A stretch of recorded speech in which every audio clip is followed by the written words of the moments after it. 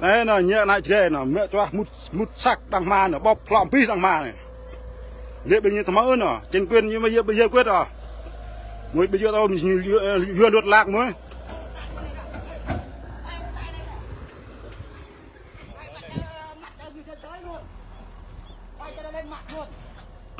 đưa lại cái nó đây tôi ta thì tôi quen tao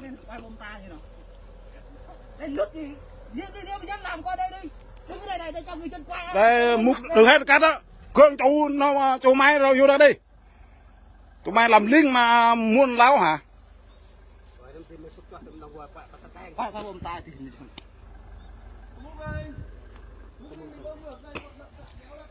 không có đất cái đó đúng rồi, đất qua nhà anh sao á? Nhà ông nhà mày hả? Nhà bố mày hả? Đất người Dương mà nhà ông hả? Nhà ông bà như vậy à? Đã con khỉ đào, muốn đào là đào à? Lút lùi đây, đây không phải bãi cát đâu, đây đất của Dương hết á. Hồi xưa tụi mày biết không? Này Duyên nha, từ chuyện là trên là chơi hay là còn miêu tay nước còn hở. Nó sắp bên kia phải bên trên quên bậc hạ hở. Này mua bây giờ mua tạc lao nó này là. Đất người ta không phải như do coi đất kia đâu. Sắp bên kia phải lấp bên này này, người ta đưa hướng bên này này.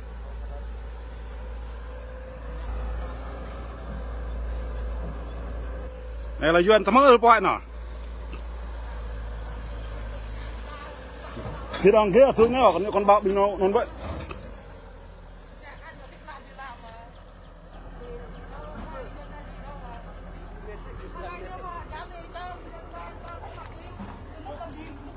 Sao vậy đấy?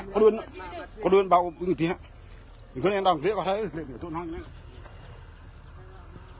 này thấy mặt người giờ thấy mặt người dân quay là núp không dám. Bảo khẩu trang thích đeo rồi quay qua đây.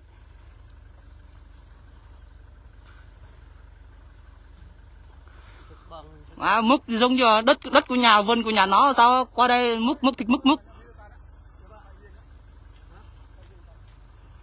Ở Nga Ba đêm 8 ơi. Ở trong đêm 8 á, xã Châu Văn An á.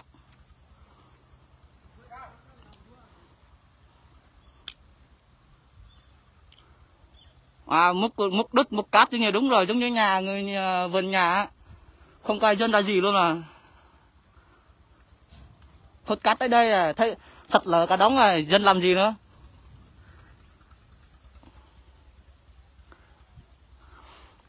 Tất cát như này chính quyền cấp xã có huyện cũng làm được.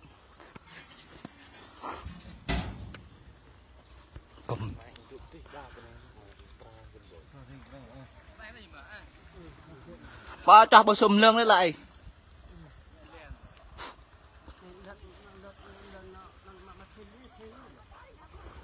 Mục đô phụ này niệm tí là đỉnh này bố tông hòa vào này làm cái gì để không để bố tông hòa là hòa thì làm cái không có gì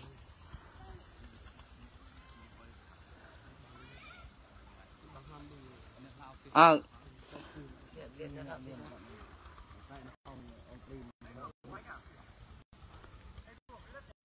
đấy rồi nói là anh có quyền gì hỏi em thế thôi thì có quyền gì hỏi không phải hỏi từ mình to lắm à biết cục cất biết địt mẹ mày không có địt mẹ mày à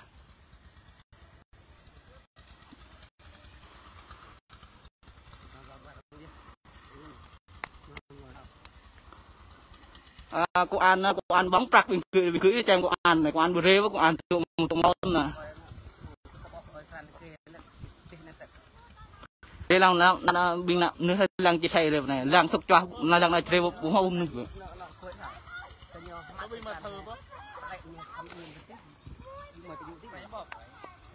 bọc cho tới điệu một bồ tông hòp này bồ tát chặt lạc rồi này khâu chơi tầm hoa làm pi để squat tụm po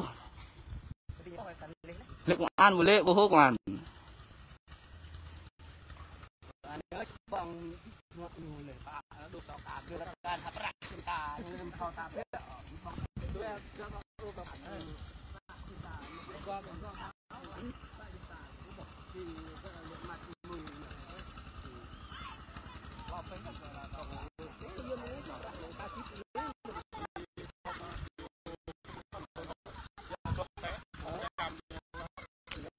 Nhận đây là bình xã tụng tụng sang một cả nạp lấy nào nhận đem nạp kia thì nạp lấy giao phục lấy để ngồi này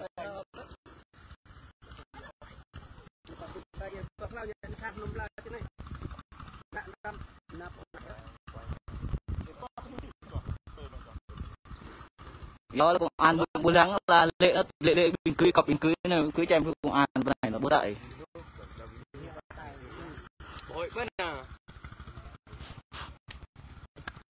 thì chúng tao với nhau đó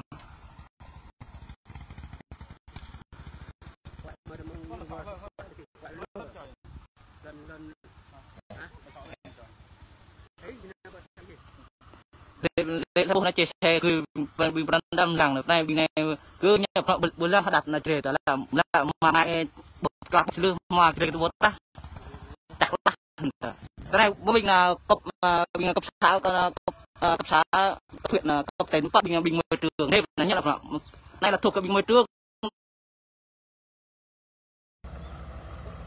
này vào xong lương ta tập hết hay nọ này duyên mẹ cho cái này nọ chặt luôn một lương đó nọ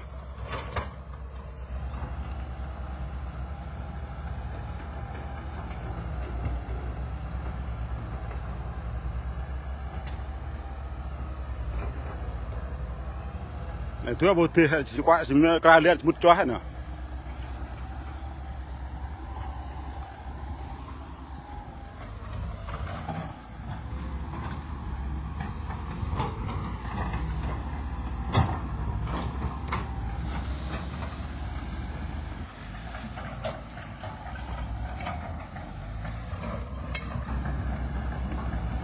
đây máu duyên hẹ mà mong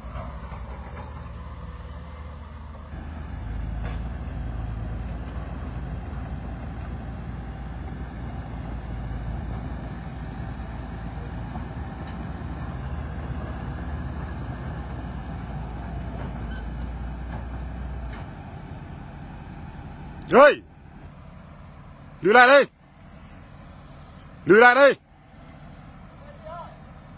lùi lại đây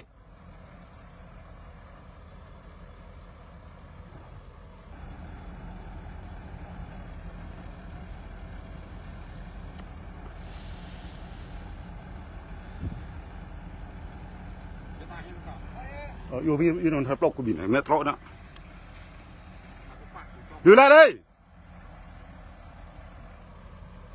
đây phải bài cắt đâu mà chúng mày múc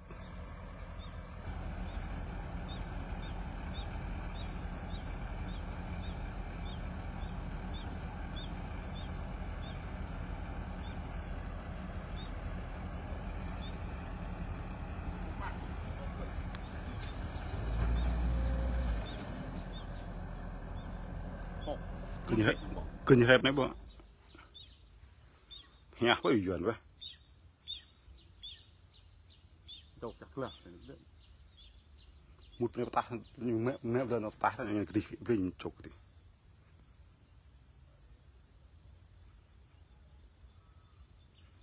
duyên nhớ na chơi đầm hè mới duyên rồi bây giờ đặt bữa này chiang chơi tao không biết tin này mà đi không đi tao kéo hết cả làng nữa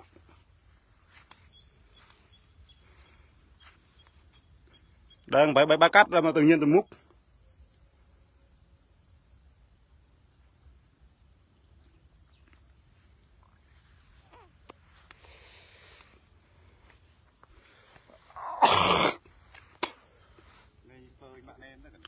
cô tá này đùng hé dọn nhà lại chơi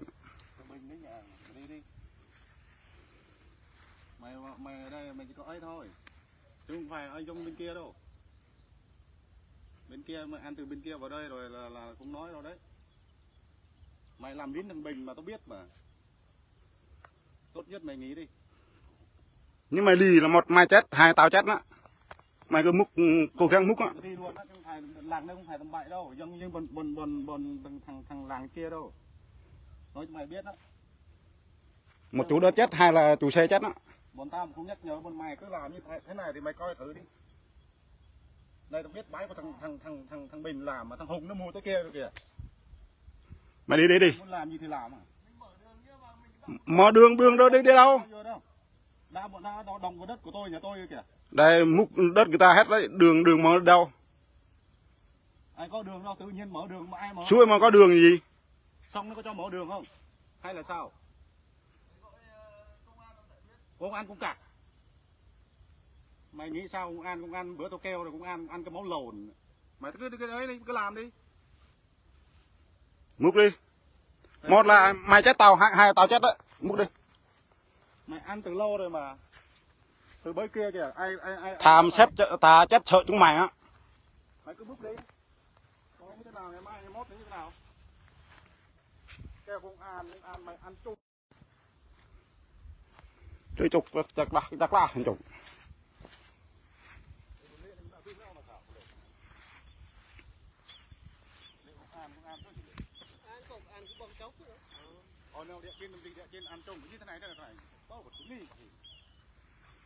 Udah tak mau pek, mau bini pek. Mandiu, có được cái mandiu coi.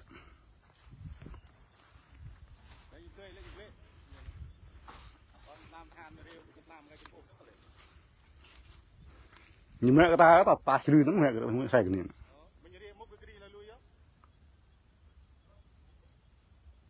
Địa bàn xã Châu Phan đó này, tỷ lệ xã Yên Dinh thì nằm ở xã Yên Dinh thì Yên cũng can thiệp bao nhiêu thứ nhỉ?